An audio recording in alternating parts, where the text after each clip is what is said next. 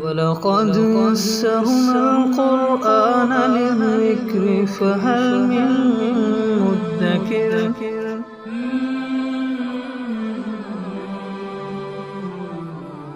سورہ آل عمران آیت نمبر 78۔ اعوذ باللہ من الشیطان الرجیم، بسم اللہ الرحمن الرحیم۔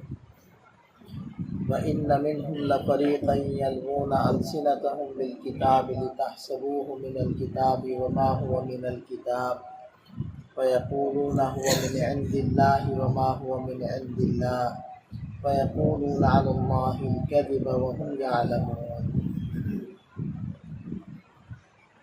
اور یقیناً ان اہل کتاب میں سے ایک گروہ ایسا ہے جو اپنی زبانوں کو اللہ کی کتاب پڑھتے ہوئے موڑتا ہے، لِتَحْسَبُوهُ مِنَ الْكِتَابِ، تاکہ وہ الفاظ یا وہ مفہوم جو وہ اپنی طرف سے گھڑ کر پیش کر رہے ہیں تاکہ تم سمجھو کہ وہ اللہ کی کتاب کا حصہ ہے، وما ہوا من الکتاب، حالانکہ وہ اللہ کی کتاب کا حصہ نہیں ہے۔ اور پھر وہ صراحتاً اپنی زبان سے کہہ بھی دیتے ہیں کہ ہوا من عند اللہ، یہ بات تو اللہ کی طرف سے ہے، وما ہوا من عند اللہ، حالانکہ اللہ کی طرف سے نہیں ہے۔ وَيَقُولُونَ عَلَى اللَّهِ الْكَذِبَ، اور وہ لوگ اللہ پر جھوٹ مانتے ہیں، وَهُمْ يَعْلَمُونَ، حالانکہ وہ جانتے بھی ہیں کہ ہم جھوٹ بول رہے ہیں، پھر بھی وہ اللہ تعالیٰ کے اوپر جھوٹ اور بہتان باندھ رہے ہوتے ہیں۔ یہ یہود کا عام طور پر وتیرہ یہی تھا۔ ایک تو زبان موڑنے کا طریقہ ان کا یہ تھا کہ اللہ تعالیٰ نے تو فرمایا تھا کہ حتتن کہتے ہوئے، یعنی کہ اے اللہ ہمیں بخش دے، یہ حتتن کا معنی تھا کہ حتتن کہتے ہوئے اس دروازے سے داخل ہو جاؤ، لیکن انہوں نے زبانوں کو موڑ کر کہا حنتتن، حنتتن یعنی گندم، گندم، ہمیں تو گندم چاہیے، ہم تو توبہ استغفار نہیں کرتے۔ تو یہ زبانوں کو موڑنے والی بات ہے۔ اسی طرح حکم تھا کہ جب تمہارے پاس کوئی بھی اللہ کا حکم آئے تو تم نے کہنا ہے سمعنا و اطعنا، ہم نے سنا اور ہم نے مانا۔ تو وہ زبانوں کو موڑتے ہوئے کہتے تھے سمعنا و عصینا، کہ ہم نے سنا اور ہم نے نافرمانی کی۔ اور ایک زبانوں کو موڑنے کا مطلب یہ بھی ہے کہ جو الفاظ کتاب کے اندر اللہ نے نازل ہی نہیں کیے، تورات کا حصہ ہی نہیں، تو ان الفاظ کو اپنی طرف سے شامل کر لیا جائے تاکہ سننے والے کو کیا پتا کہ کتاب کے اندر کیا ہے، وہ تو جاننے والا جانے۔ اب وہ بتانے والا بتا رہا ہے، بقیہ باتوں کے ساتھ ساتھ جو اپنی طرف سے اس نے الفاظ شامل کیے وہ بھی ساتھ میں جوڑ کر بتا رہا ہے کہ سننے والا سمجھ رہا ہے کہ شاید یہ اللہ کا حکم ہے، یا مفہوم اپنی طرف سے باطل مفہوم شامل کر دیا، داخل کر دیا، اپنی طرف سے تفسیر کر کے وہ منسوب کر دیا، وہ بیان کر دیا۔ تو یہ بھی معنوی تحریف کہلاتی ہے، اپنی طرف سے تفسیر بنانا۔ تو سب صورتیں اس کے اندر شامل ہیں۔ تو فرمایا کہ یہ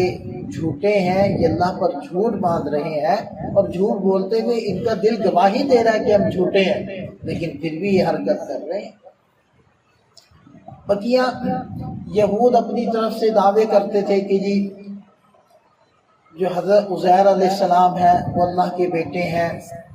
اور اسی طرح نصارہ وہ حضرت عیسیٰ علیہ السلام کے بارے میں دعویٰ کرتے ہیں کہ جی وہ تو اللہ تعالیٰ کے بیٹے ہیں بلکہ خود خدا ہیں۔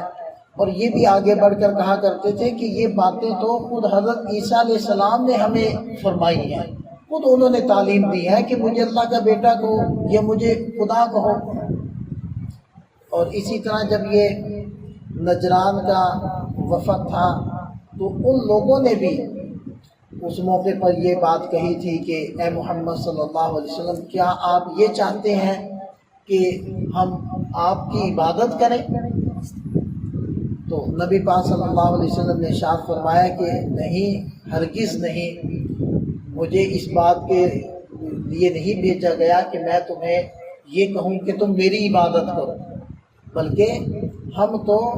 اللہ کے غیر سے ہٹا کر اللہ کی طرف لانے کے لیے بھیجے گئے ہیں، اللہ کی دعوت دینے کے لیے بھیجے گئے ہیں۔ تو اس لیے ارشاد فرمایا ما کان لبشر ان یؤتیہ اللہ الکتاب والحکم والنبوہ، کسی بشر کے لیے یہ زیب نہیں، یہ لائق نہیں کہ اللہ تو اس کو کتاب دے اور اللہ تو اس کو حکمت دے اور اللہ تو ان کو نبوت دے، اور پھر وہ لوگوں سے کہنے لگیں کونوا عباد لی من دون اللہ، اللہ کو چھوڑ کر میری عبادت کرو،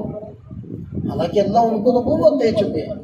تو وہ یہ بات کیسے کر سکتے ہیں؟ لہذا تم یہ نصارہ دعویٰ کر رہے ہو کہ حضرت عیسیٰ علیہ السلام نے یہ تعلیم دی ہے ہمیں، تو وہ کیسے یہ بات کہہ سکتے ہیں کہ تم اللہ کو چھوڑ دو اور میری عبادت کرنے لگ گئے؟ اور اسی طرح جو نبی پاک صلی اللہ علیہ وسلم کو کہنے لگے تھے کہ کیا آپ اس لیے یہ باتیں کر رہے ہیں کہ ہم آپ کی عبادت کریں، تو یہ نبی کیسے بات کہہ سکتے ہیں؟ وَلَٰكِن كُونُوا رَبَّانِيِّينَ، بلکہ نبی تو یہ کہتے ہیں کہ اللہ والے ہو جاؤ،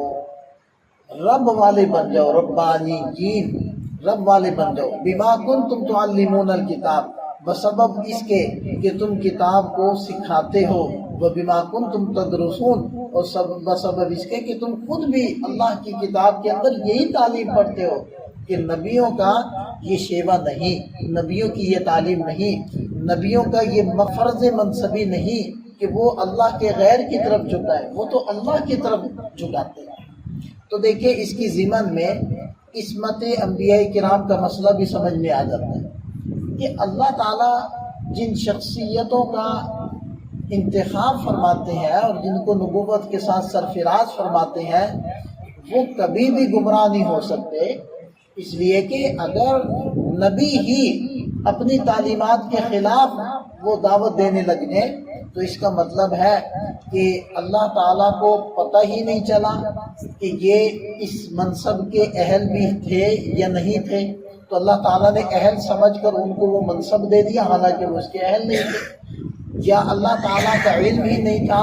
کہ اللہ تعالیٰ تو یہ سمجھتے رہے کہ یہ ٹھیک ٹھیک چلیں گے، میری طرف دعوت دیں گے، لیکن اللہ تعالیٰ کو کیا پتہ تھا کہ بعد میں یہ گمراہ ہو جائیں گے اور یہ اپنی ہی عبادت کی دعوت دینے لگ جائیں گے؟ تو ایسا ہرگز نہیں ہو سکتا۔ تو اللہ تعالیٰ جس کے انتخاب فرمائے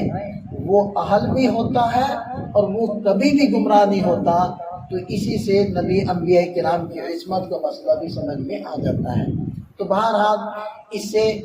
نصارہ کے یہ دعوے اس کا بطلان بھی ظاہر ہو جاتا ہے کہ حضرت عیسیٰ علیہ السلام نے ہمیں یہ تعلیم دی ہے، اور یہودیوں کا یہ کہنا کہ حضرت عزیر علیہ السلام اللہ کے بیٹے ہیں، تو یہ ساری چیزیں بھی باطل ہو جاتی ہیں، کیونکہ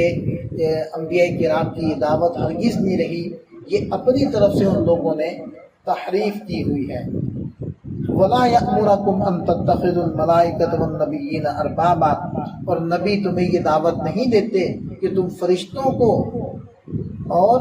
نبیوں کو ارباب رب بنا لو۔ فرشتوں کو رب بنایا مشرکین مکہ نے، ان کے نام پر بتوں کو پوجا، تو انبیاء کرام کی تو یہ دعوت نہیں ہے۔ یا اسی طرح نصارہ اور یہود نے خود نبیوں کو رب بنا لیا، یعنی کہ ان کو معبود بنا لیا، تو یہ ان کی بھی تردید ہو گئی۔ اَیَأْمُرُکُم بِالْکُفْرِ، کیا نبی تمہیں کفر کا حکم کریں گے بعد اذ انتم مسلمون، حالانکہ تم مسلمان ہو چکے ہو،